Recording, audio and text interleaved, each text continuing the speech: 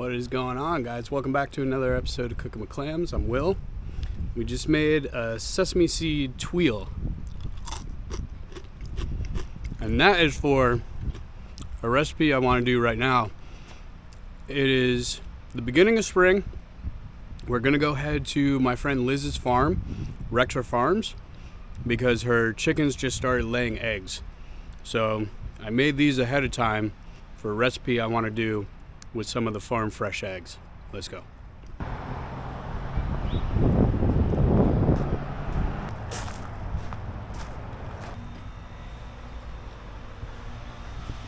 right, so this is Liz Rexer, the proprietor of Rexer Farms, you and your brother, right? Yes. Okay, and we're getting ready. Like I said, it's the beginning of spring, so I always come here when the farm's not looking like at its peak. I got to come back in summer to really give it a better, just a better appearance on it. But tell me what we have going on here. So these are all of our spring crops. So everything from broccoli, cabbage, kohlrabi, lettuces, spinach, scallions, leeks, bok choy, beets, and lots of flowers.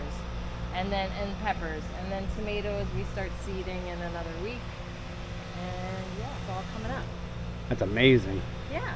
It doesn't look like a lot, but we plant on 1.5 acres, so this is easily a good chunk of that acreage. And then these are all the girls. They're eating apple scraps right now. There's one beautiful boy. We've had more boys in this, but this is our handsome boy. So what purpose do the chickens serve on your farm? Fertilizer, insect control, and eggs. And eggs. Beautiful. You do sell the eggs? We do. Okay. Yep. And then occasionally, depending on what we have going on, they are out. So this is just like a very rudimentary run for them. And really, they're in here because keeps them safe. Okay. Otherwise, hawks pick them off. Like if I put them out in the open field, I'm missing 1 or 2 a day.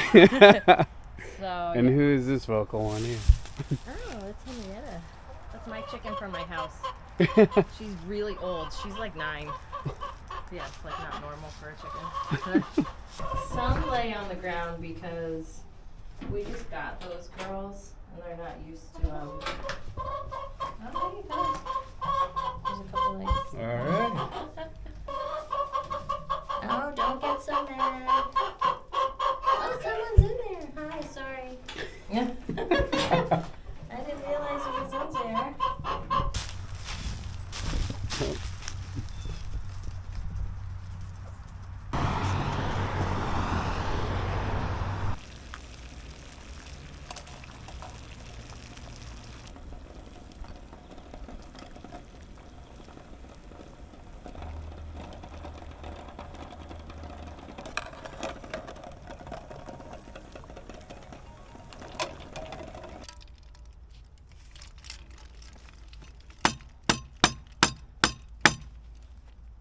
It's a serious shell.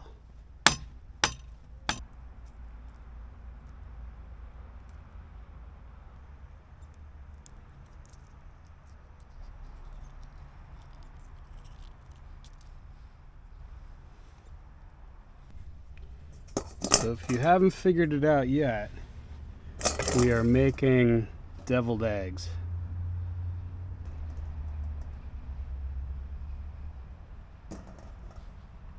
These yolks are beautiful. So to make sure we get a really fluffy, nice whip on the egg, we're just gonna pass it through here. It's just a little bit of extra effort that makes a big difference, but it does take a while. Might need something a little stiffer here. There we go. But you see how it, instead of just mashing the yolk, it basically grates it. I have Pablo Romero to thank for that. He was a chef at a place that I worked at who used to make me do this all the time for a deviled egg dish that we had, and I would curse his name every time, but man, those were the best deviled eggs. So thank you, Pablo. So now to this we're gonna add A little bit of miso paste, some garlic salt, a little bit of ginger powder, and I have here some Kewpie mayo. Mix that up real good. Now, if you wanted this really smooth, you'd have to take the yolks further. But I like all those little yellow specks in there. Because one thing with deviled eggs, they never have any texture, which is why we made what we made earlier. All right, that's looking good. A little taste test. Good to go. So now, because we don't have a piping bag, we're gonna use a vacuum seal bag. That should work.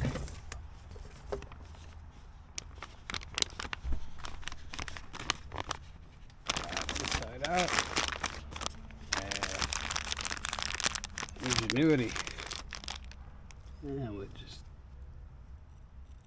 cut that tip off there. There we go. Now we have a piping bag.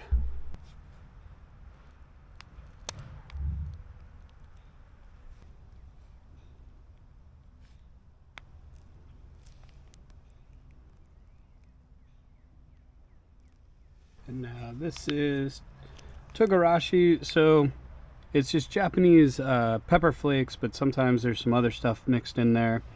You can get different kinds. This one has all kinds of stuff, not just pepper flakes, but put a little bit of that on each.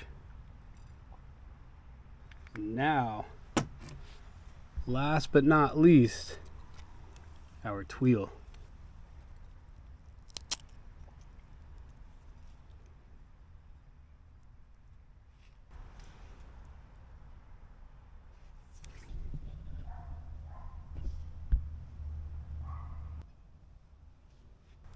Cheers.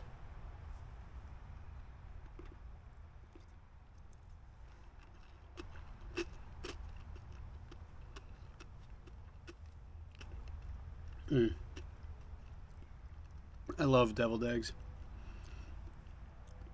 A little bit salty from the miso, but in a good way.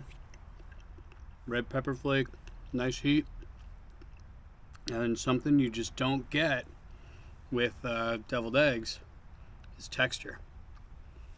So a little bit of texture on there from the sesame tuile, and it actually goes with that little bit of ginger and miso.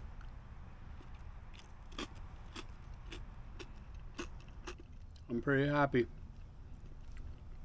Thank you, Liz. Again, second time on the channel that we went over to Rexer Farms, and Liz helped me out. She's just a beautiful person. That her and her brother are running that farm, and it really turned it into something special. I have to do it justice and go back there in the summer so that you guys can see really how beautiful it is and how big of an operation it is. Because right now they're just getting ready, which is when the most work goes in, but they got a lot to do. So we'll head back there. Thanks for coming along. I know this is a short and sweet one, and I appreciate you watching. Hit subscribe, hit like, share the videos. I have nothing but thanks and gratitude towards all you guys that watch. Really means a lot to me. See you on the next one.